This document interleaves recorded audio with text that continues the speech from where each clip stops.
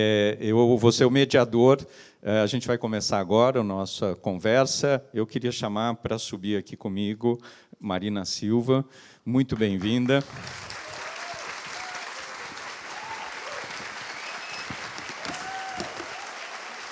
Quer ajuda?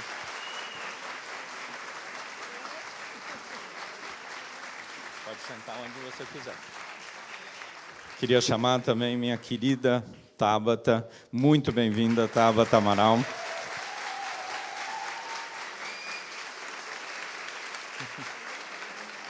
Bem-vinda também, onde você quiser sentar. Queria chamar também o doutor Alexandre Kalash. Doutor Alexandre Kalash. O senhor preferir ali ou aqui? E a gente estava esperando a Marina Elu, que falou que vinha, então a gente está deixando uma cadeira para ela. Se ela chegar... Oi? Ela vem. Então, vamos deixar a cadeira para ela, por enquanto eu sento aqui. E eu queria chamar... Sim, a Cláudia Vidigal, que, junto comigo e várias outras pessoas, estão coordenando esse movimento. Cláudia, muito bem-vinda. E vou passar a palavra para a Cláudia, para ela falar um pouquinho do objetivo do que a gente tem feito ao longo desses dias. Um pouco, cada um trabalhou um pouquinho para que isso pudesse acontecer, e o trabalho que a gente fez também, temos feito na frente do Colégio Santa Cruz, fazendo várias coisas. A Cláudia vai explicar um pouco o objetivo do nosso movimento, contar um pouco, e eu queria agradecer todo mundo que tem trabalhado nos seus tempos livres para ajudar que isso pudesse virar uma realidade, um evento desse, e todo mundo que ajudou a carregar a mesa, trazer sanduíche e assim por diante. Muito, muito obrigado, e uma salva de palmas para todas essas pessoas. Obrigada, Daniel. Obrigada a convidados. Uma imensa honra recebê-los aqui. E obrigada a todos vocês que vieram hoje, numa semana em que todos nós estamos exaustos, né? E também um pouco por conta dessa nossa exaustão e angústia desse momento democrático do nosso país, é que esse movimento se formou. A angústia de cada um que estava ali isoladamente, ou nos seus grupos, ou nos grupos familiares, e que foram se aglutinando também num grupo do Santa Cruz.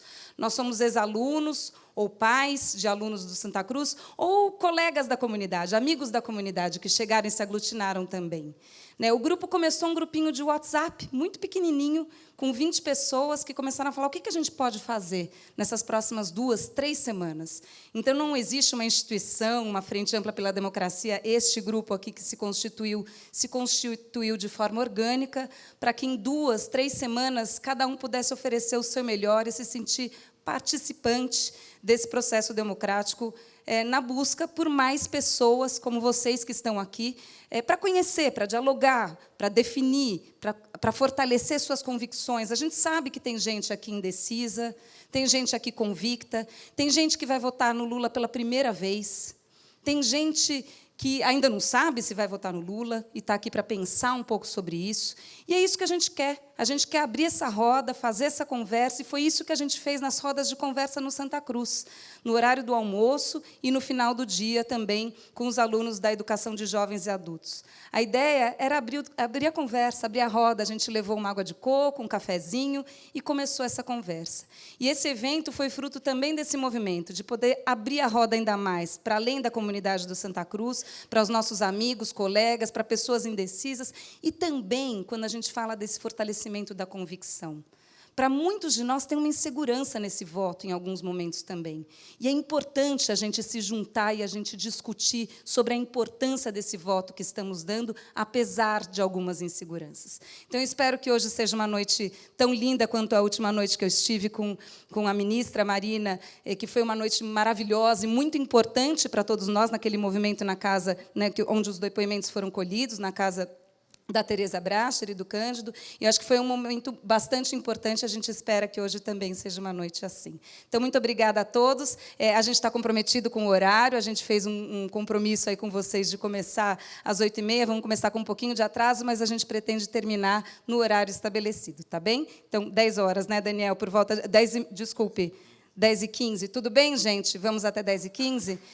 Eu queria só dizer aqui que eu estou também representando rapidamente aqui um grupo de pessoas. A gente teve vários comitês, o comitê do evento, o comitê da roda de conversa do almoço, o comitê da roda de almoço, da roda do final do dia, enfim, designer gráfico. Lu, muito obrigada. Gra, Fefe, o Sandro, que nos oferece o espaço, muito obrigada pela abertura. Marcos, por toda a organização. Não vai dar para falar de todos, porque fomos 150 pessoas, cada um oferecendo o que tinha para trazer para esse movimento. Muito obrigada, sigamos. Obrigado, Cláudio.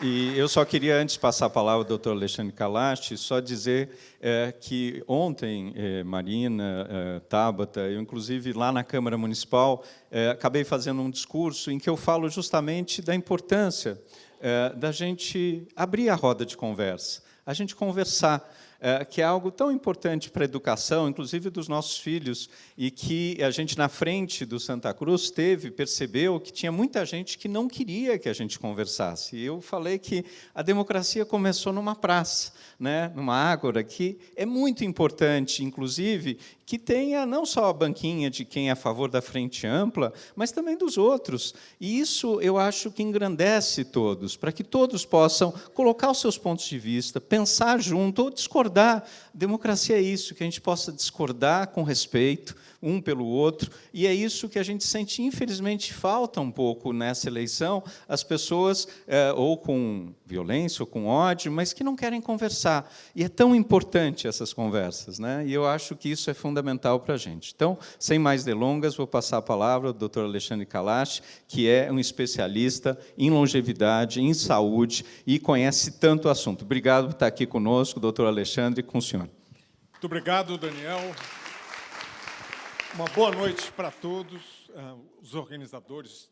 Muito obrigado pelo convite. Como eu poderia recusar estar ao lado de Marina e de Tabata? Aliás, eu já lhe disse que o seu único defeito, eu como carioca o digo, é não estar lá para eu poder votar em você. Marina, nós estamos falando aqui de dois temas absolutamente cruciais, transversais, que é meio ambiente e saúde. Eu trabalho há 47 anos na área de longevidade.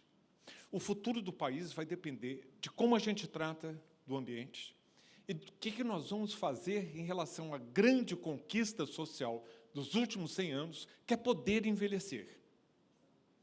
Vocês que são mais jovens, que estão aí, vocês estão usufruindo daquilo que nós fizemos como legado, de poder dar a vocês mais 40 anos de vida em relação aos anos que eu tive quando eu nasci, com uma expectativa de vida de 43 anos. Nós hoje estamos com 77. Mas o grande desafio, ou um dos, será exatamente saber como responder a este desafio, que políticas nós precisamos para que a gente possa envelhecer com dignidade.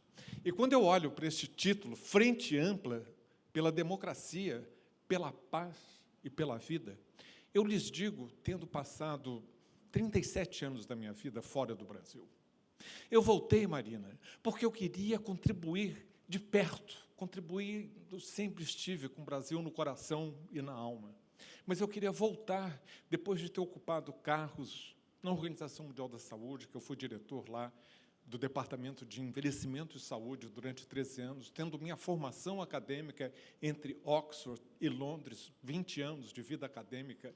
Depois fui para Nova York, mas o coração pulsava. E em 2009 eu voltei. E eu voltei para um país que não é o país que eu estou vendo hoje. Eu gostaria de deixar muito claro, que eu não tenho conflito nenhum de interesses. Nunca pertenci, Daniel, a nenhum partido político, nem antes, nem pretendo. O que eu quero é contribuir para um processo civilizatório. E não tem nada no Brasil que seja mais importante no momento do que meio ambiente, educação e saúde. Esse tripé é que vai permitir que a gente possa envelhecer com dignidade. Eu poderia falar de ambiente, não vou porque Marina está aqui. Eu poderia falar de educação, não vou porque você está aqui. Eu vou falar da coisa mais preciosa que nós temos, que é a saúde. Envelhecer sem saúde, gente, é um prêmio envenenado. E os brasileiros estão envelhecendo precocemente e mal. Nós estamos na contramão dos países desenvolvidos que primeiro enriqueceram para depois envelhecerem. Nós estamos envelhecendo em pobreza, muitas vezes em miséria. É muito diferente do envelhecimento que nós temos aqui. Eu não quero apontar o dedo para ninguém, eu só estou falando o óbvio. Quantas pessoas negras estão aqui nesse auditório? Quantas pessoas da periferia? Quantas pessoas que estão sobrevivendo, mas não estão usufruindo da longevidade? Nós vamos ter que pensar muito seriamente em como nós vamos poder construir, e começa já, começa na segunda-feira, começa depois da eleição de Lula e Inácio da Silva. Porque eu tenho absoluta convicção de que não é uma questão de Lula contra Bolsonaro, é uma questão de ser contra o bolsonarismo. Não é a figura, mas o que ele representa. O que nós assistimos nos últimos 4 anos, e eu vou dar números. 3% da população mundial com 11% das mortes, alguma coisa deu errada, não é? Não é possível que a gente possa acreditar na propaganda que eles fazem. De um governo que não teve empatia alguma, compaixão, solidariedade, que jamais pisou o pé no hospital público ou privado. Para mostrar essa empatia, essa solidariedade, há 2 palavras que rimam com longevidade: solidariedade e generosidade. Este governo atual não mostra nenhuma das 2. Nós precisamos embarcar e voltar a ser um país, e já foi dito antes, num dos vídeos, de como ele, eu também o digo, eu tinha orgulho de ser brasileiro quando eu estava lá fora.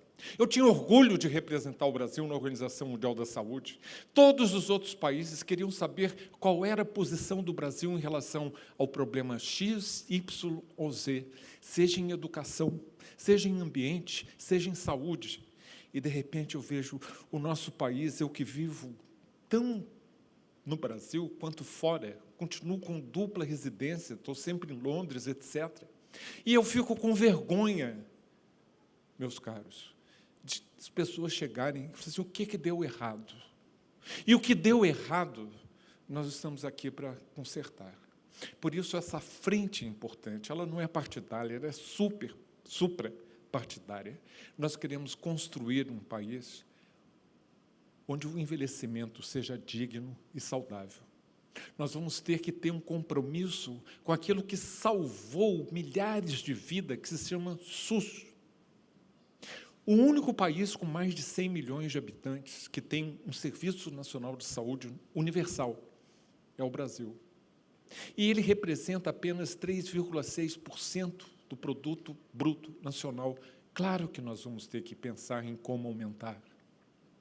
Mas, mesmo assim, mesmo sucateado, foi esse SUS, com heróis e heroínas que estão aqui presentes, algumas, que puderam salvar vidas, porque o plano do governo, e ficou claro em Manaus, ficou claro em outros episódios, ficou claro com a falta de ciência, com a falta de letramento para a saúde, que o governo, de baixo a cima, demonstrou. E quando morriam as pessoas, a maioria delas, pessoas idosas como eu, e não era só a morte, deixando viúvas, deixando filhos, deixando uma sociedade traumatizada, 700 mil mortes, isso é inadmissível. Nós não vamos esperar outra pandemia, que pode vir pela forma como nós estamos cuidando do ambiente, ou descuidando do meio ambiente. Nós não vamos esperar isso. Nós vamos fazer o possível para que a gente saia, segunda-feira, de cabeça erguida e o coração cheio, transbordando, para podermos, pela paz, pela vida, pela democracia e pela dignidade. Muito obrigado.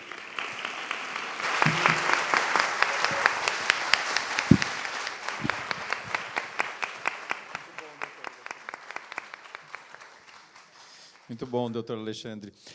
Vou passar a palavra para a minha querida Tabata Amaral, que sabe tudo sobre educação e sobre muitos outros assuntos. Tabata, é um tremendo prazer te receber aqui. A gente tem conversado bastante e espero que a gente continue conversando depois das eleições. Obrigado por ter vindo.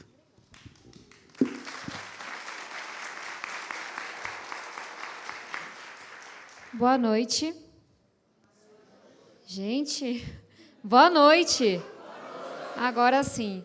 Estou muito feliz de estar aqui com vocês para, inclusive, reencontrar pessoas que foram muito importantes nessa caminhada maluca que é uma campanha. Muito obrigada. Muito obrigada, Daniel, nosso vereador. Eu já tive a oportunidade de dizer a ele o quanto que eu admiro e o quanto que eu me gabo. Algumas pessoas me viram fazer isso do fato dele estar hoje no meu partido. Então, muitíssimo obrigada. Dr. Kalash, foi uma honra lhe ouvir. Obrigada por toda a consideração. Tenho muitas ideias para a gente pensar juntos. Tem uma coisa que eu fui muito provocada na campanha, que é pensar políticas da educação para a população mais idosa.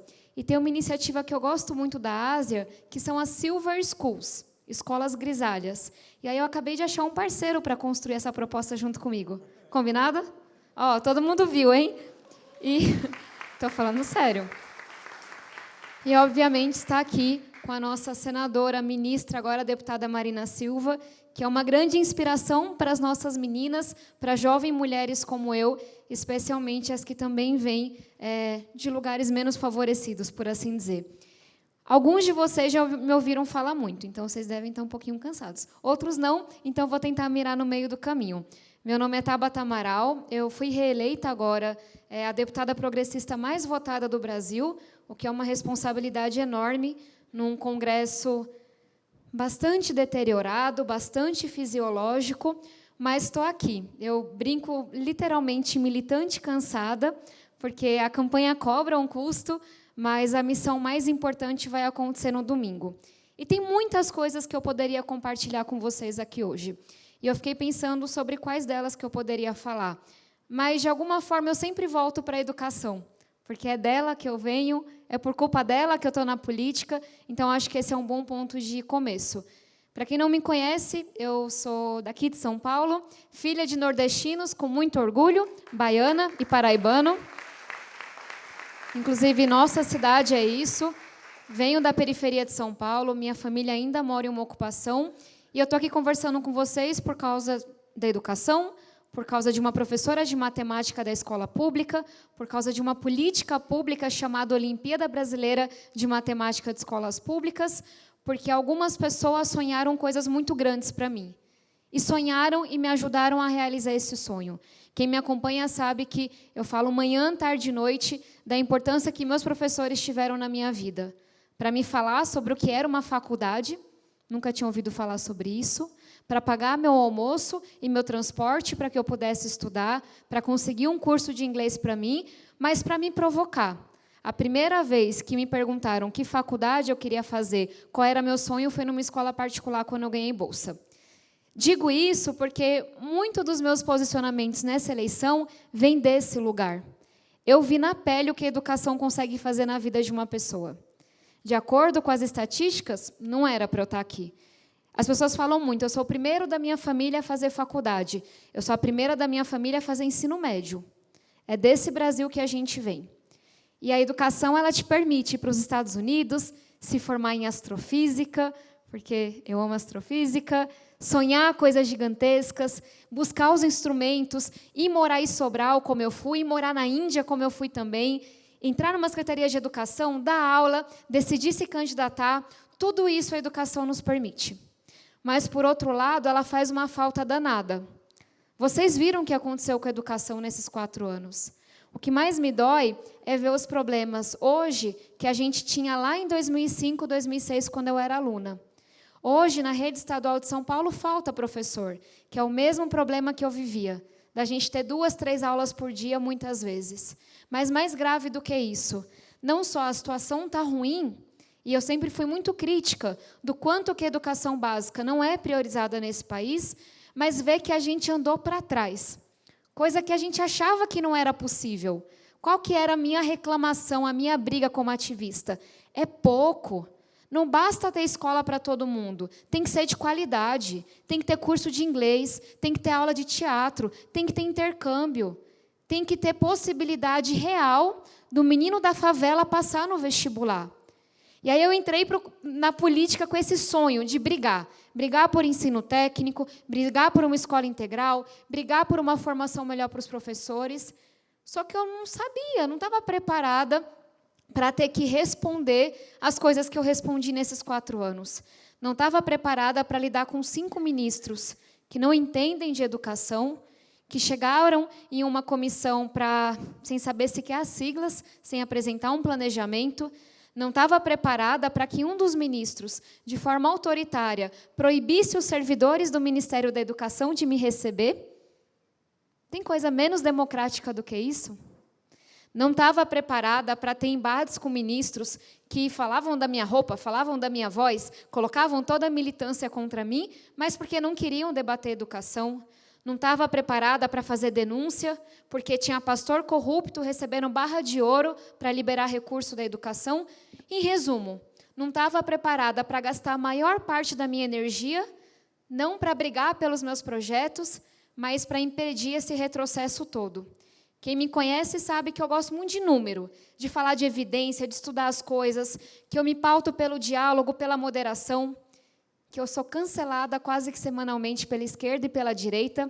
E eu sempre acho que isso é um bom caminho, porque a gente precisa buscar um caminho de conciliação, de construção das coisas. Mas, apesar disso tudo, gastei uma energia danada para que as coisas não fossem destruídas. Poucos exemplos. Lutei muito para que nossas escolas tivessem absorvente. Porque isso é diploma de realidade. É vir de um lugar em que você sabe que menina perde 1 mês e meio de aula por ano por não ter absorvente. 2 anos de luta. Por quê? Porque o presidente da República achou que era interessante fazer chacota comigo, com essas meninas, vetar o projeto, barrar. A gente conseguiu aprovar a lei nacional, mas até hoje ela não foi implementada. E se não fosse a nossa luta, junto com o governador, com o prefeito, nossas escolas não teriam absorvente aqui em São Paulo. A gente lutou por internet na pandemia. Uma concertação da esquerda à direita, unanimidade.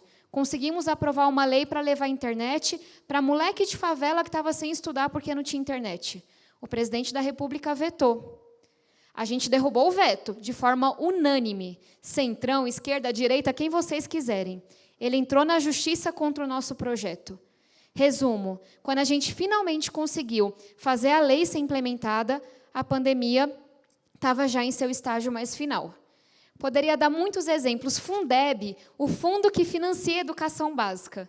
A coisa que eu tenho mais orgulho na minha vida na política é ter colocado na Constituição recurso para incentivar resultado e boa prática na ponta. O governo orientou contra o Fundeb. Uma política que começou com o FHC e teve sua continuidade com a Haddad lá no Ministério. Não é sobre esquerda e direita.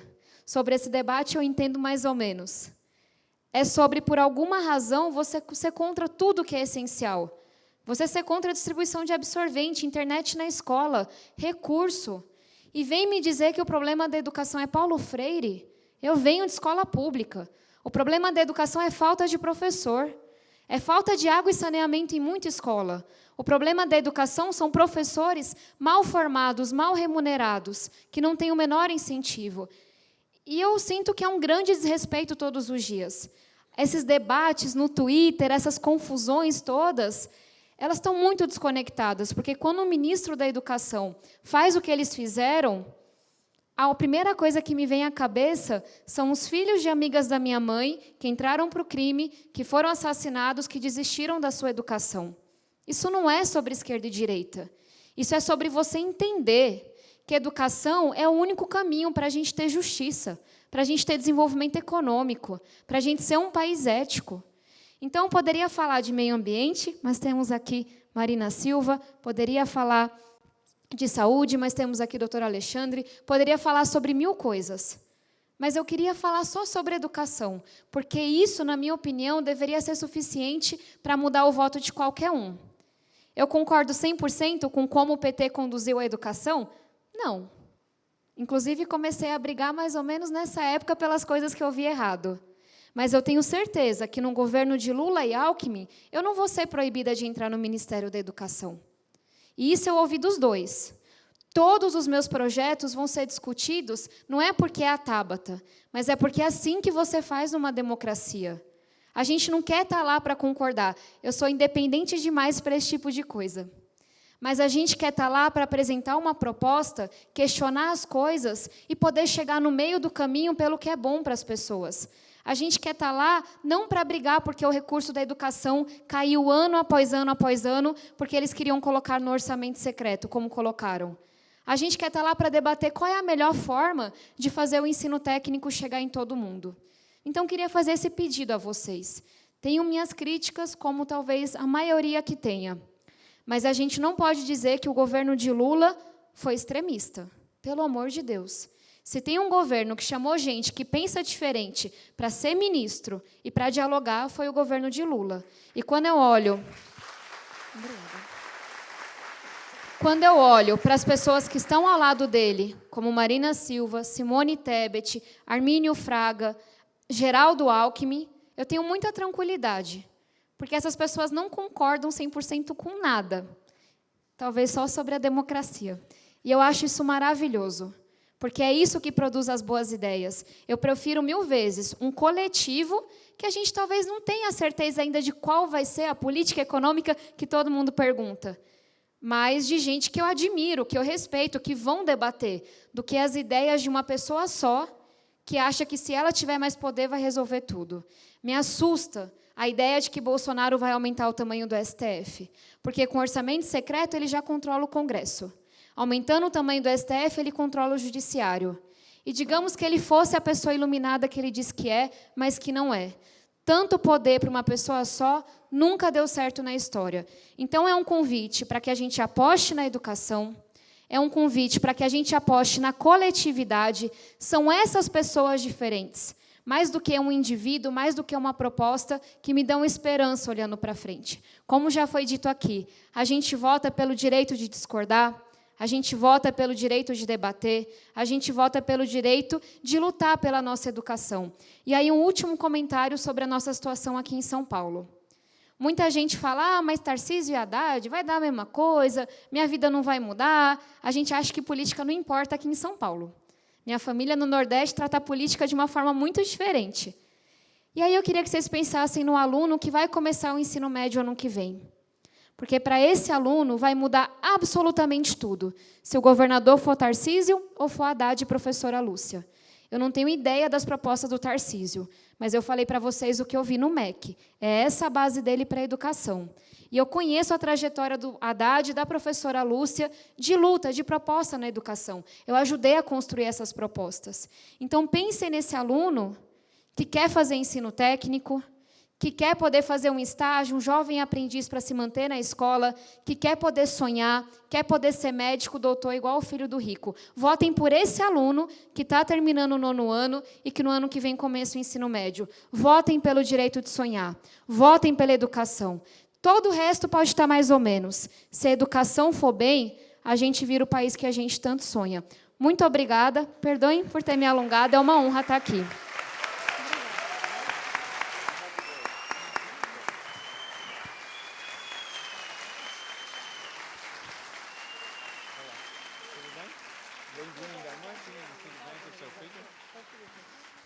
Queria agradecer também a presença da Marina Elu, que chegou agora, e eu vou pedir para ela, para, mesmo chegando agora, dar umas palavrinhas para a gente e dizer que a gente foi meio construindo o evento junto, né, gente? Então, eu não sou mediador de ofício e muita gente aqui também não é organizador de evento. Então, uma ou outra coisa pode dar certo, outra errado. A gente tem que ter calma, paciência, as coisas vão acontecendo. Marina, eu vou passar a palavra para você. É um grande prazer tê-la aqui também. Obrigado por ter vindo.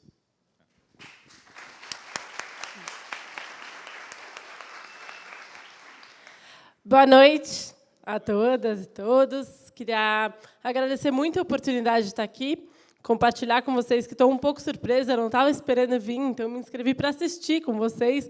E daí o Daniel falou, não, mas vem falar. E daí eu vim correndo e nem sabia que tinha que vir de branco. Então, peço perdão, vim bem de preto. Mas a gente compartilha, pelo menos, se não a mesma cor, o mesmo espírito de estarmos aqui durante a semana. Nem sei mais que dia hoje. quarta-feira à noite para falar de política, para participar do nosso espaço comum. E a política, na minha opinião, é talvez essa coisa mais profunda e maravilhosa, essa tecnologia social que a humanidade conseguiu construir para mediar os conflitos que são legítimos. É legítimo que a gente pense diferente na sociedade, mas é na política que a gente media esses conflitos para construir soluções. E talvez essa é uma das tecnologias sociais mais antigas que a gente tem e que estão mais em risco nesse momento, porque a gente está colocando em risco a nossa habilidade e nossa capacidade de mediar as nossas diferenças para construir soluções. E a gente está transformando a política um espaço em que a gente amplia as nossas diferenças.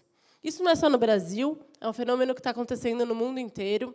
A gente vê que as redes sociais têm um papel muito forte nisso, porque as redes sociais têm uma lógica do engajamento, que você precisa do embate para ter um engajamento, para crescer sua base de eleitores, para se perpetuar no poder.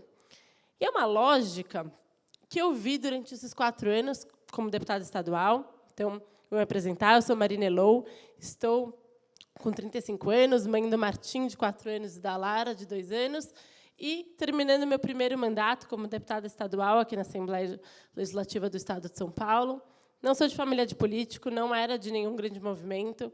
Marina Silva foi a grande responsável por eu estar aqui, porque, em 2010, eu tive a oportunidade de ir para Altamira, de conhecer a Amazônia e fazer um parecer sobre Belo Monte, e ter a certeza que o nosso desafio comum é pensar um novo modelo de desenvolvimento que seja sustentável e pela importância na política.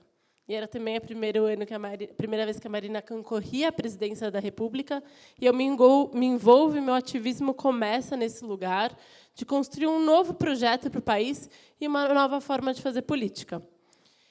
Trabalhei na Natura, na sequência, tive uma carreira corporativa, eu amava trabalhar lá, mas eu sentia muita falta desse espaço comum. Resolvi entrar na política e ouvi de muita gente: "Tá louca? Imagina, vai fazer o quê na política? A política não é para você. Menina, nunca vai dar certo, você nunca vai conseguir, imagina." Mas a gente insistiu sem saber nada, sem entender nada de quociente eleitoral, de chapa. Fui candidata em 2016 a vereadora, não fui eleita, de fato, mas me permitiu, em 2018, ter sido eleita, então, deputada estadual. E, voltando para o que eu estava falando, ter visto, nesses 4 anos, gente que não se envolveu nem um pouquinho assim para mudar nada da vida de ninguém, mas passou 4 anos com o celular na mão ou na tribuna buscando a briga, buscando o embate. Então, eu quero parabenizar e agradecer a cada uma e cada um de vocês que está aqui hoje, à noite, quarta-feira, dispostos a conversar, a dialogar e a participar da política, para que a gente retome e reconstrua esse espaço tão importante e valioso que é onde a gente transforma a nossa sociedade. Eu construí um primeiro mandato com 5 pilares: participação política. Eu acredito tanto profundamente nisso, que foi um dos nossos grandes pilares de atuação, e a gente conseguiu modelos, por exemplo, o nosso edital de emendas esse ano, no completo contrário do orçamento secreto, foi todo votado por edital que as pessoas escolheram para onde foi o dinheiro, e mais de 80 mil pessoas participaram e votaram, escolheram para onde vai o dinheiro, trazendo a participação para a política. Um pilar sobre política baseada em dados e evidências e no diálogo. Logo no começo, eu me coloquei como independente, e a oposição me entendia como situação, e a situação me entendia como oposição. No começo, ninguém gostava, mas, no final, eu consegui dialogar com todo mundo, consegui dialogar com o governo Dória, consegui dialogar com a oposição. Eles me ligavam: "Fala lá com a oposição para a gente resolver isso, fala lá com o governo." E a gente conseguiu sancionar 5 projetos de lei dos nossos principais temas, que eram primeira infância, que é a melhor forma da gente combater a segurança pública, combater a desigualdade social e a pobreza.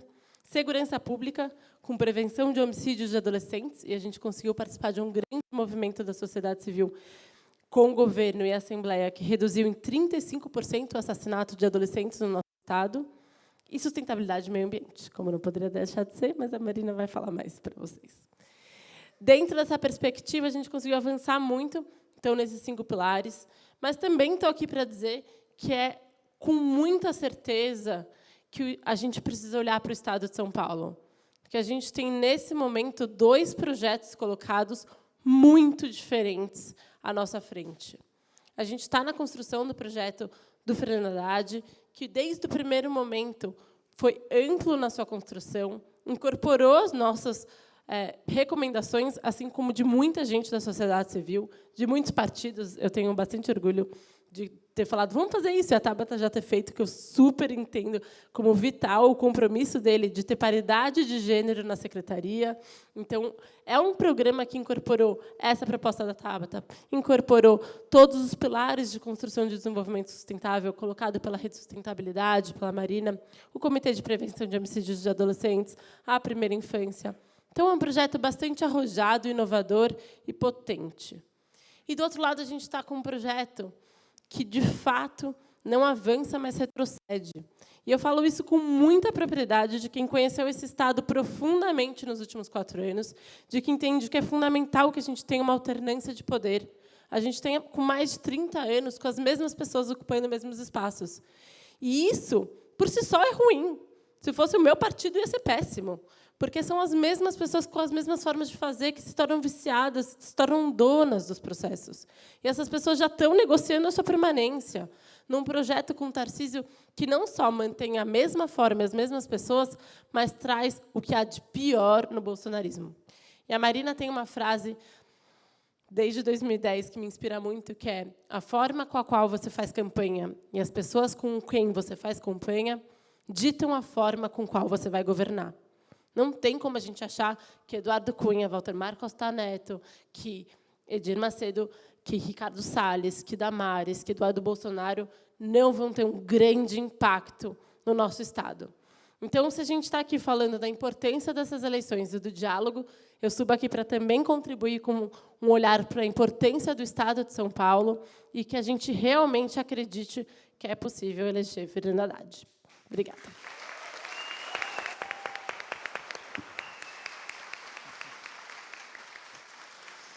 Obrigado, Marina. Marina é ótima e a gente tem conversado bastante também. Obrigado pela presença e melhor o seu filho, que eu sei que você deixou em casa e que ele está mais ou menos, né? Obrigado por ter vindo. Queria só citar que está aqui também o Nabil Bonduque, ex-vereador, uma pessoa maravilhosa. O Nabil é daquelas pessoas que faz uma tremenda falta na Câmara Municipal e que tem um espaço maravilhoso, que é a Casa da Cidade, em que a gente discute políticas públicas, e muito interessante, o Nabil do PT, eu na época do PSDB, e a gente concorda em muita coisa, né, Nabil? Lógico, tem divergência, como sempre, mas é muito bom conversar com o Nabil, que é uma pessoa maravilhosa. Obrigado por ter vindo, Nabil. E queria passar a palavra para a nossa queridíssima Marina Silva, que muito obrigado por ter vindo também, e é um prazer ter você aqui. Marina, com você. Obrigada. Boa noite a todos, a todas. Muito obrigada pela oportunidade, e já quero aqui cumprimentar nossa deputada brilhante, Tabata Amaral. É muito bom ver 2 mulheres jovens, competentes, comprometidas, estabelecendo uma nova geração de políticas que são capazes de perceber tanto a mudança que é necessária nos processos, quanto nas estruturas e na realização daquilo que a gente gostaria de ver de melhor para o nosso Estado, para o nosso país. Eu estou um pouco rouca. Eu tenho me declarado em estado permanente de campanha, e eu levei isso muito a sério. Então, eu estou fazendo uma jornada de reuniões como essas, e elas estão sendo muito ricas, muito importantes.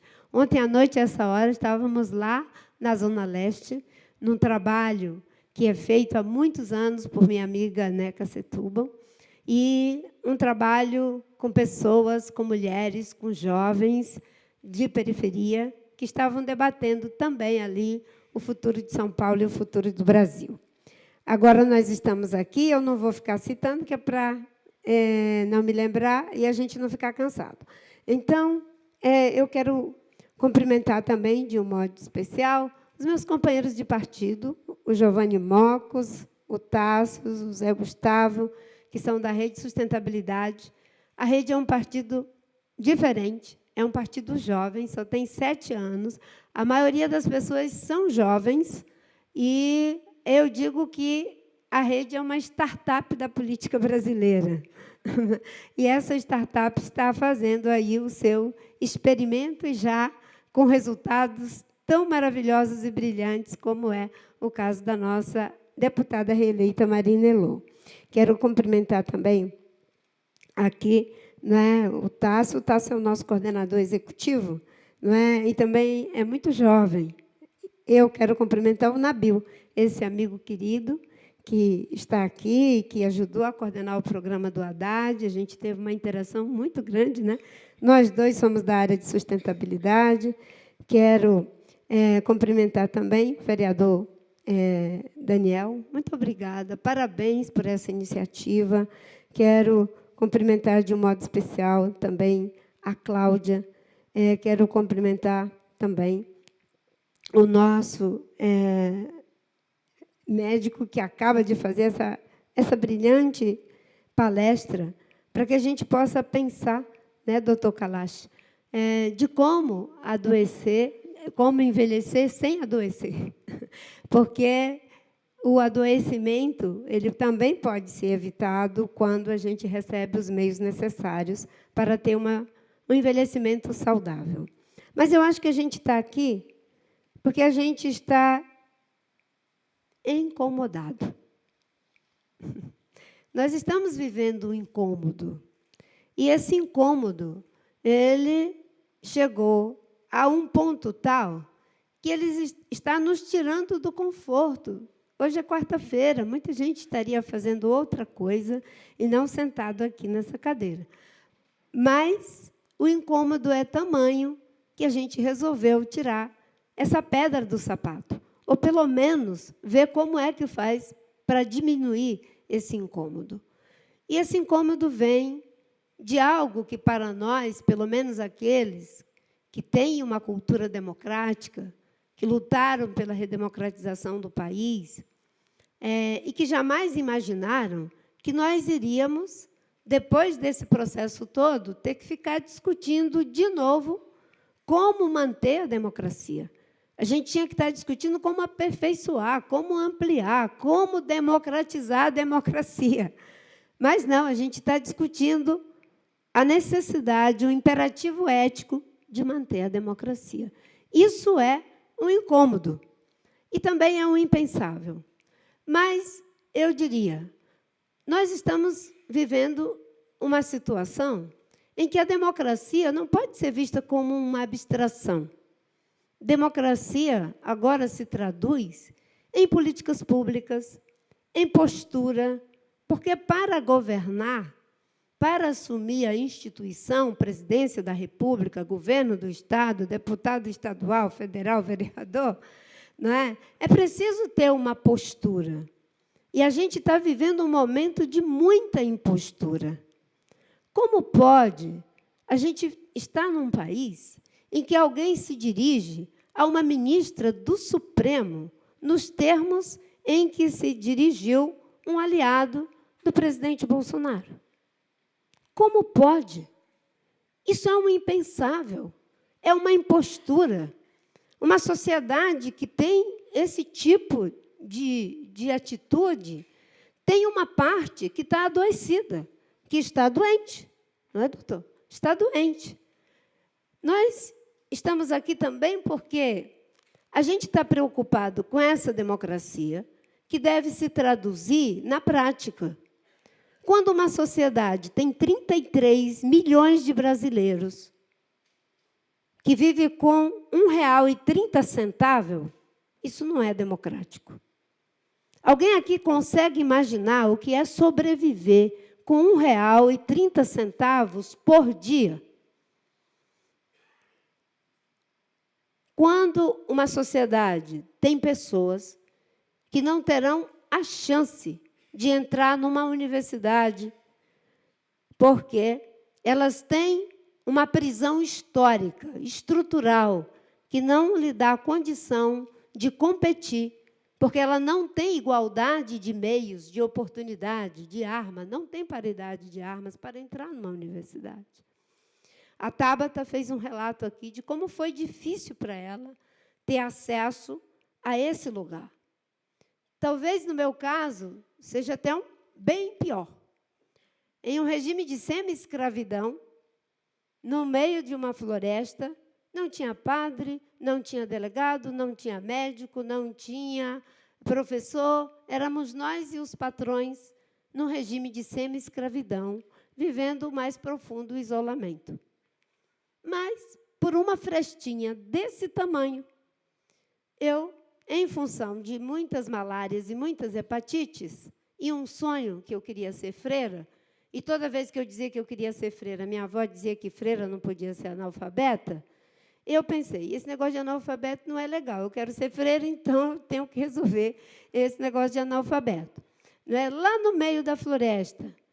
E, quando eu fiquei sem condição de trabalhar, em função de 5 malárias, 3 hepatites e uma leishmaniose, eu pedi para o meu pai que eu queria ir para a cidade, cuidar da minha saúde e estudar, porque eu queria ser freira. É uma história longa, eu não vou contar. E eu fiz o Mobral, supletivo de 1º e 2º grau. E, quando eu fiz o Mobral, a primeira vez que me chamaram na sala de aula, eu não sabia que tinha que responder presente, eu fui na mesa do professor. E a professora disse, o que você vem fazer aqui, menina? Quando a gente chama, a pessoa responde presente, não vem na mesa do professor. Você é abestada? E muitas pessoas riram. E eu fiquei com muita vergonha. E eu pensei, nunca mais eu vou voltar naquela sala. No outro dia, eu pensei, se eu não voltar, vão me chamar de abestada para o resto da vida. E eu voltei. Voltei e nunca me esqueço que eu era analfabeta, mas eu sabia matemática. Meu pai me ensinou matemática para não ser enganada na hora de vender a borracha para os patrões, porque tinha que descontar a taxa de humildade em percentual. E era descontado 17% do peso da borracha, mas os patrões, eles tiravam, às vezes, 25%, 30%, enganando os seus seringueiros. Eu aprendi matemática. E a primeira vez, em setembro de 1975, quando eu entrei numa escola, né, a professora estava ensinando na lousa os dígrafos e os fonemas. Agora eu sei o que eram dígrafos e o que eram fonemas. Eu não tinha a menor ideia do que pudesse ser uma coisa dessas, né? Mas tinha um desenho de uma fruta que eu gosto muito, banana. E ela falava B mais A, Ba, N mais A, Na. E aí, aquele negócio, eu fiz um cálculo matemático. Eu pensei, ela ensina as letras, o som das letras, soma o som das letras e forma as palavras. Eu tinha 16 anos de idade. E eu fui para casa determinada a aprender as letras, o som das letras, somar o som das letras e formar as palavras. E meu primo fez um abecedário e eu fiquei quase a noite toda decorando aquilo. Olha, em 15 dias, a professora chegou à conclusão de que eu estava alfabetizada. Hoje, Tabata, eu sei que não estava, mas eu sabia ler. E aprendi a escrever em letras de forma que é como eu escrevo até hoje. Porque eu não fui alfabetizada no tempo certo. E, como diz o Piaget, não é? Existem aqueles que, às vezes, ficam no operativo concreto. Não é? Então, até hoje, eu escrevo em letras de forma. Eu estou contando isso pelo seguinte. Não é democrático uma sociedade que não permite que se tenha escola para todas as pessoas. Porque é a escola que nos dá igualdade de oportunidade. No Seringal em que eu nasci, eram mais ou menos 265 famílias, com uma média de 10 filhos por família. De todos aqueles filhos e de todas aquelas pessoas, com exceção do filho dos patrões, dos seringalistas, eu fui a única pessoa que fez uma faculdade. E entrando por uma fresta desse tamanhinho. Depois, quando eu virei senadora, muita gente queria me usar, dizendo, olha, está vendo? Olha o exemplo da Marina. Se esforçar, consegue. Para que cotas? Para que esse negócio de discriminação positiva? Eu nunca me prestei a isso. Porque aquelas crianças, que hoje devem ter a minha idade, Elas eram muito trabalhadoras, elas eram muito esforçadas, elas eram muito inteligentes, mas elas não tiveram oportunidade. E, desde então, eu passei a lutar para que ninguém precise entrar por uma fresta, para que a gente tenha um país, uma sociedade em que as pessoas entrem pela porta. Porque a gente pode ser diferente na roupa que a gente veste, no sapato que a gente calça, na comida que a gente come, mas aqui dentro todos temos capacidades e elas precisam ser desenvolvidas da forma certa, no tempo certo. Então, não é democrático uma sociedade que não dá provimento de uma educação de qualidade. Não é democrático uma sociedade que decide destruir as bases naturais do seu desenvolvimento, prejudicando até o nosso presente com as mudanças climáticas e o futuro daqueles que ainda não nasceram. São Paulo, nós já temos uma diminuição de quase um mês de chuvas. Na região do Sudeste, já são 25 dias, já estamos prejudicando a safrinha. São bilhões de prejuízos. Tem a ver com a destruição da Amazônia, tem a ver com mudança climática. E isso é algo que nós não podemos permitir, porque o Brasil não precisa mais destruir uma árvore para ser uma potência agrícola. Nós podemos aumentar a produção por ganho de produtividade e não por expansão predatória da fronteira agrícola. Nós temos tecnologia na Embrapa. Aqui em São Paulo, a agricultura é altamente tecnológica. E eu vou dizer uma coisa para vocês. Quando a gente decidiu acabar com a história de queimar a cana-de-açúcar, tinha choro e ranger de dentes. Mas hoje que nós conseguimos, eu tenho certeza que as pessoas se sentem orgulhosas de não termos mais aquela situação de queimar a cana da palha-de-açúcar. São ganhos civilizatórios. E não é democrático destruir os recursos de milhares de anos pelo lucro de poucas décadas, e isso está acontecendo. O aumento do desmatamento está descontrolado, toda a estrutura está desmontada, o orçamento foi desfeito, as equipes técnicas foram desfeitas, a violência está fora de controle. 400 indígenas foram assassinados de 2019 até agora, 71 ambientalistas. E, como se não bastasse, ainda estamos vivendo um descontrole das nossas fronteiras. Para quem não sabe, são 1.264 pistas clandestinas a serviço do tráfico de drogas, de armas, da pesca ilegal, do garimpo ilegal, da exploração de madeira, de tudo que é crime. Olhe, o nosso país não merece isso. Eu aprendi muito cedo, não é, a não ter preconceito contra a elite. O problema do Brasil não é a elite. O problema do Brasil é a falta dela. Elite não é quem tem dinheiro. Elite é quem tem pensamento estratégico.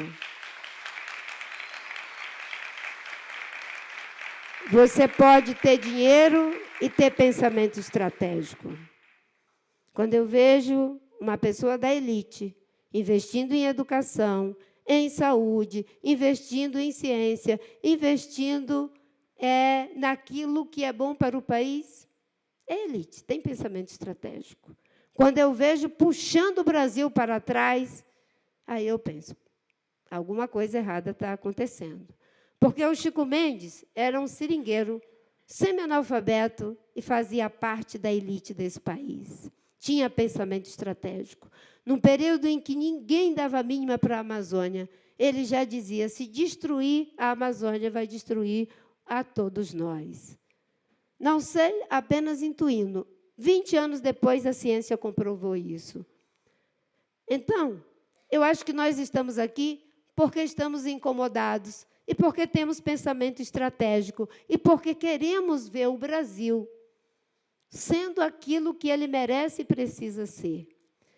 E agora, muita gente diz, mas, Marina, como é que eu vou fazer? Eu vou aderir ao Lula? Não é uma questão de aderir. Ah, mas eu não gosto do Lula. Não precisa gostar do Lula, basta gostar do Brasil. Basta gostar do Brasil. E tem mais. Eu sei que muita gente aqui lutou muito por uma terceira via, para quebrar a polarização PT-PSDB, para quebrar a polarização com o Bolsonaro. Muitos aqui podem ter engajado na campanha da Simone, uma mulher brilhante, fantástica, que está fazendo um serviço muito relevante para o Brasil, não é? E eu venho fazendo isso desde 2010. Fui candidata à presidência da República por 3 vezes. Talvez ninguém mais do que eu tenha lutado por essa terceira via. Agora, nós não somos negacionistas, não é mesmo? Não tivemos condição de prosperar a terceira via.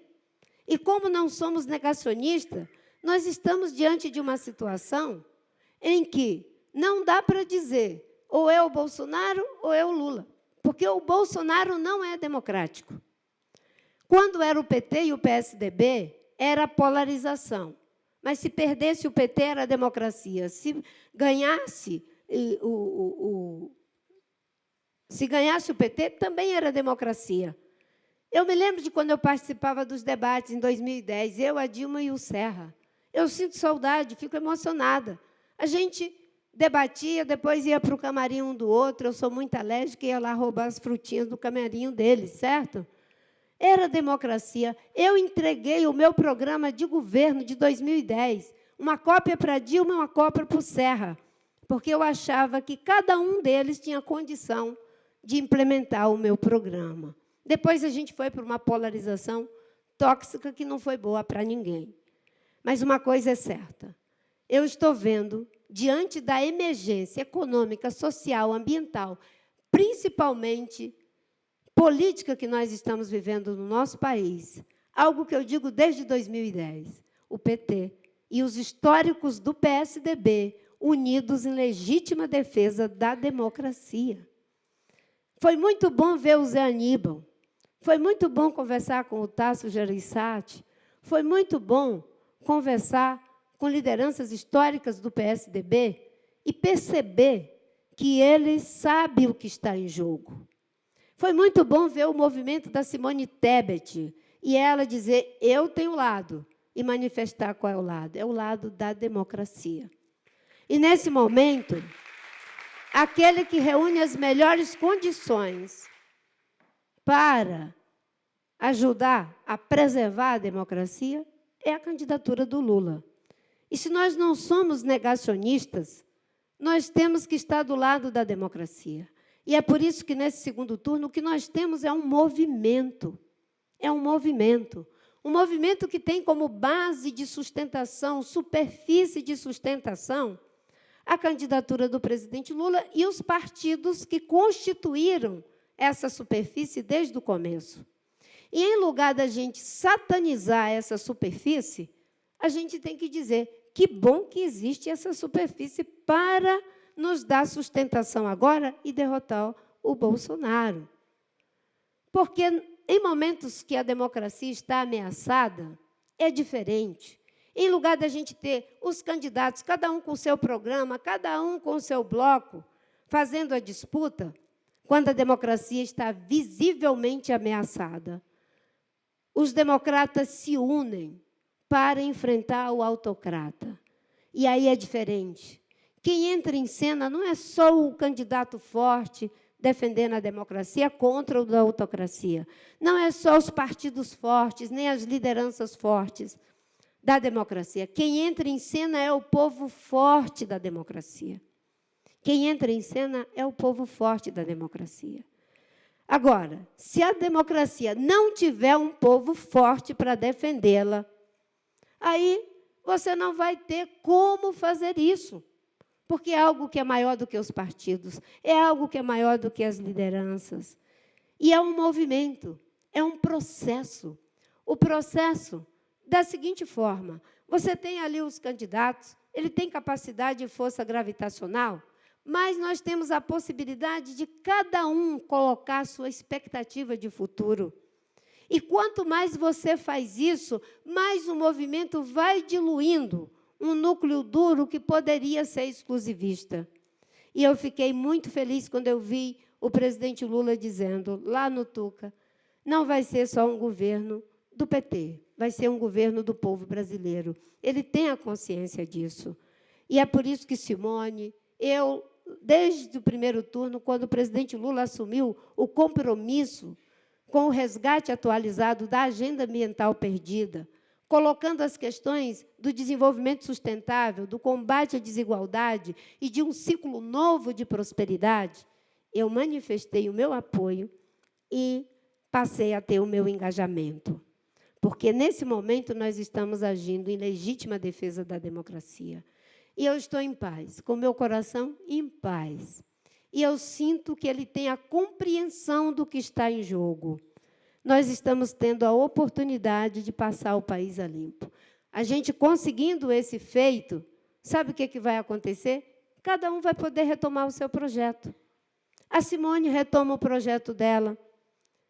O empresário vai poder investir num ambiente de segurança jurídica e institucional. Nós vamos lutar pela sustentabilidade. Vamos tirar o Brasil da condição de pária ambiental, que não fecha o acordo com o Mercosul, não consegue entrar na OCDE. Nós viramos um pária. Amanhã eu vou dar uma entrevista para mais de 40 correspondentes internacionais.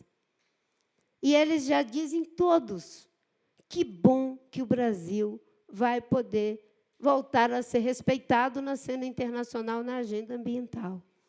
É disso que se trata. Então, nós estamos aqui. Eu sou muito grata aos organizadores, a vocês que estão aqui, porque, nesse momento, nós estamos fazendo um movimento que é muito mais do que para derrotar o Bolsonaro. Isso é muito pouco. Nós queremos tornar o Brasil vitorioso. É muito mais que para mudar de governo. É para mudar a realidade do Brasil. Não é possível que, depois de tudo que nos aconteceu, a gente não tenha uma curva de aprendizagem. Eu costumava dizer, desde 2010, se o PT e o PSDB tivessem conversado mais, a gente não estaria vivendo o que nós estamos vivendo. Agora, se a gente não foi capaz de aprender com o nosso erro, com o erro dos outros, a gente não tem o direito de não aprender com o nosso próprio erro. E eu sinto que nós temos algo muito bom para construir lá na frente. E é em nome desse construir lá na frente, que vai ser dia 30, que nós vamos estar unidos, porque nós somos democratas, porque nós temos pensamento estratégico, porque nós olhamos de baixo para cima para ver o que está acima de nós. Acima da minha vaidade política, acima da vaidade política da Simone, do Zé Aníbal, do Serra, está o Brasil. Está a educação, que a Tabata falou. A gente tem que olhar de baixo para cima para ver o que está acima de nós. Acima de nós está a democracia, acima de nós estão os nossos velhos, o povo preto massacrado, assassinado. Acima de nós está defender as mulheres. Uma sociedade que não respeita as suas crianças, que odeia as suas mulheres, que tem inveja das suas mulheres. Essa sociedade não prospera. Não prospera. Eu entrei num restaurante e vi um bocado de gente batendo, Bolsonaro, mito, mito. Tudo bem, é do jogo democrático. Nós também estamos dizendo o nome do nosso candidato, Lula, Lula. Tudo bem, é do jogo democrático. Agora, lá pelas tantas, alguém me chamou de vagabunda.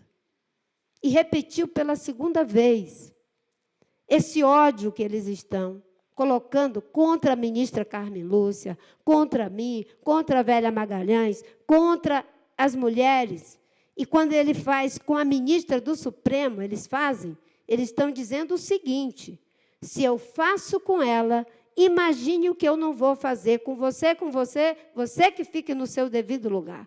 Mas nós saímos do lugar que eles quiseram nos condenar, pelo machismo, pelo patriarcado, e nunca mais vamos voltar para ele. Porque nós vamos reagir em legítima defesa da democracia. E eu estou aqui muito feliz, porque eu estou vendo um Brasil mudando. Eu estou vendo a gente aprendendo. E eu queria fazer o mesmo que a Tabata fez e a minha querida Marinelô. desde o começo que eu estou na campanha do Haddad, ajudando a fazer o programa. O Haddad é um professor. O Haddad tem a tranquilidade da academia. Em algumas coisas, ele parece até com o Fernando Henrique. Acadêmico na política é um perigo. Sabe por quê? Porque eles falam com a tranquilidade da academia. Aí o Fernando Henrique vai lá para os Estados Unidos e fala umas coisas que só um acadêmico fala. O político não, ele fala, não posso dizer isso. Mas o acadêmico fala com o olhar de acadêmico. E aí as pessoas pegam pela política para fazer a desconstrução. Às vezes, o Haddad tem essa tranquilidade do acadêmico, correto? Uma pessoa competente que fez um excelente trabalho e que, eu tenho certeza, as coisas boas que, ao longo desses 30 anos, existem aqui em São Paulo serão preservadas. As coisas erradas serão reparadas e as coisas que precisam ser criadas serão criadas, porque a alternância de poder tem essa beleza. Eu não posso ter um projeto tão bom que só funciona comigo. Porque, se só funcionar comigo, alguma coisa está errada. Eu tenho que ter uma sociedade que cria instituições virtuosas para se corrigir quando a gente falar nas virtudes da gente. A gente não pode depender só da nossa virtude. Uma sociedade virtuosa cria instituições virtuosas para lhe corrigir quando falhar em suas virtudes. Ministério Público independente, Polícia Federal independente, Tribunal de Contas independente, para nos corrigir quando falharmos em nossas virtudes. Esse aprendizado nós alcançamos. Eu vi uma notícia agora, e eu paro por aqui, que o presidente Bolsonaro fez uma convocação da Marinha, do Exército e da Aeronáutica numa reunião de emergência em função de ter perdido o direito de recuperar as inserções dele. Olha, fazer esse tipo de rapapé, porque perdeu na justiça, porque estava dizendo mentira e fake news, e querer colocar a nossa sociedade em conflito, nós não merecemos isso. Mas eu tenho muita esperança que o alto oficialato do Brasil, e eu sei que ele existe, não entre nessa aventura. Eu não sei o que pode ter de escaramuça, de milícia com polícia, mas eu espero que o alto oficialato do Brasil seja, de fato, de elite e tenha pensamento estratégico para não colocar nosso país nessa aventura, porque, numa democracia ocidental, não há lugar para ser transformada em ditadura em pleno século XXI, sendo um país de mais de 200 milhões de brasileiros na América Latina, depois do que nós temos em Honduras, na Nicarágua e na Venezuela. O mundo não vai assistir isso de graça, e quem vai pagar o preço somos nós. Então, estamos aqui, porque somos democratas, e eu vou dizer a minha palavra de ordem. É Lula presidente em legítima defesa da democracia e Haddad governador, para que a gente tenha a alternância de poder. Muito obrigada, meus amigos, minhas amigas. E agora vamos debater.